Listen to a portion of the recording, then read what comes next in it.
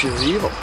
That's not even mean. That's not even rotten. That's not even psycho. That is literally pure evil.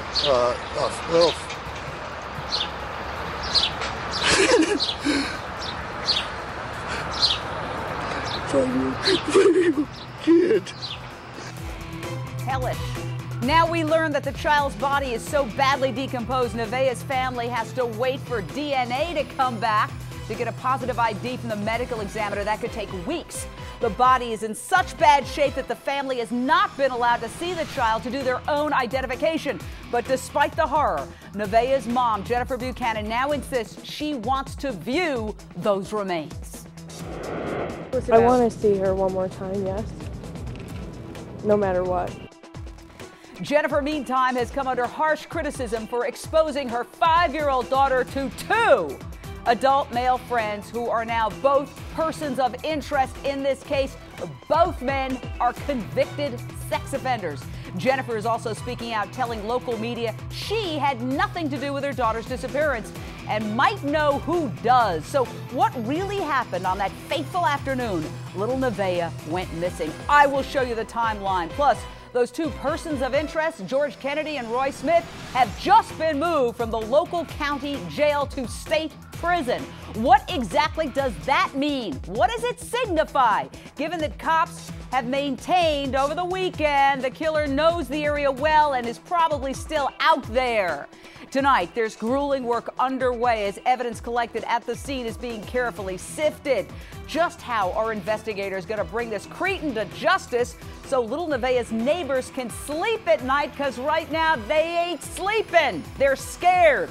Straight to my expert panel. Mark Eiglarsh, criminal defense attorney and former prosecutor. Curtis Sliwa, founder of the Guardian Angels. Mike Gaynor, retired NYPD detective and president of East Coast Detectives. Brian Russell, forensic psychologist and attorney. And Jeff Karub from the Associated Press joining us by phone. Jeff, you have been covering the story from the start. What is the very latest?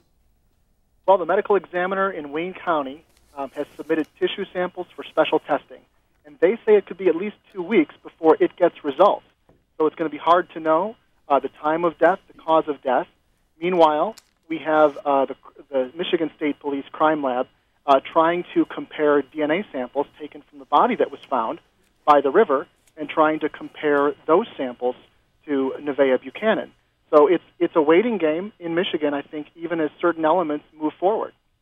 Yeah, and the mom says now she wants to see those remains even though they're badly decomposed. And she's also appears to be having a change of heart on another issue. And I want to get my panel's reaction to this because this is just in and it is a shocker. This morning, Nevaeh Buchanan spoke to a local radio station, Channel 955, Mojo in the Morning, and she made a startling revelation about who she thought might be involved with her daughter's disappearance. Listen. I'm pretty sure that probably someone associated with George or his girlfriend or a few other, I don't know. Wow, that is a change of tune. Curtis Sliwa, you know, and I know she had been sort of defending her buddy, possibly boyfriend at one time, George Kennedy, the convicted sex offender who says he was a father figure to this child, a man who is now behind bars on a possible parole violation for even being around this child. Now she's saying, wow, I think maybe he did have something to do with it. Wow, she has really flipped the script because originally I thought she was going to do the jail time for Kennedy, who had violated his parole. That's how in simpatico she was with this guy. But I'm telling you, I'm looking at this mother more and more, and I'm beginning to have a very jaundiced look at her and saying, quick drying cement. That's what organized crime does. Somebody planned this out. Somebody had to have that in their car or pickup truck and then purposely kill this girl, if in fact this is the victim, and then bury her right near the riverfront. This is really looking bad, pre-planned, and real sick, and I don't know if the mother's fingerprints are on this. Well, listen, at this point, she is a grieving mother, maybe a mother with very bad judgment, but there isn't any indication that she was involved. But I think this change of heart about her buddy, George Kennedy, is fascinating. Today, cops moved these 2 persons of interest who were in custody from the county jail to state prison. And once again, the 2 people are George Kennedy, the convicted sex offender and allegedly a former boyfriend of Nevaeh's mom. And the other man, Roy Smith. Smith is also a convicted sex offender and a friend of both George Kennedy and the little girl's mom. Both were taken in on parole violations. However, cops made this shocking claim just last week. That person, to our knowledge, is still out there in the community. In my opinion, it is a very sick or disturbed person we're looking for. A person that is able to abduct and murder an innocent 5-year-old child. So, Mark Eiglarsh, they say the killer, they believe, is still out there, but George Kennedy and Roy Smith are being shipped off to state prison. Now, why do you think that is? Is it an attempt to put pressure on them? Is it tougher to be in state prison, or is this standard operating procedure for a parole violation? Well, it very well might be that they believe that they themselves didn't have anything to do with it, but take what the mom says.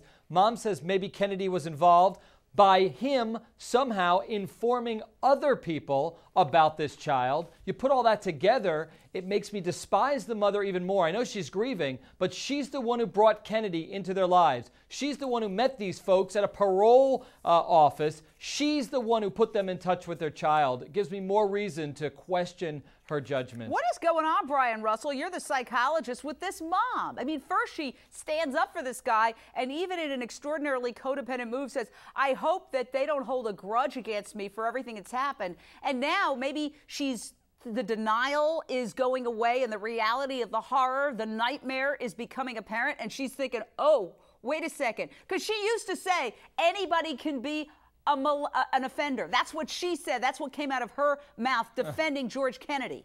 Yeah, the whole thing is horrible. First, let me say, this is Nevaeh, that is my opinion, but this is Nevaeh. As we saw in the Casey Anthony case, when law enforcement is not even feigning any caution to us in the media to say that it might be somebody else, that's a pretty strong indication that this is going to be Nevaeh.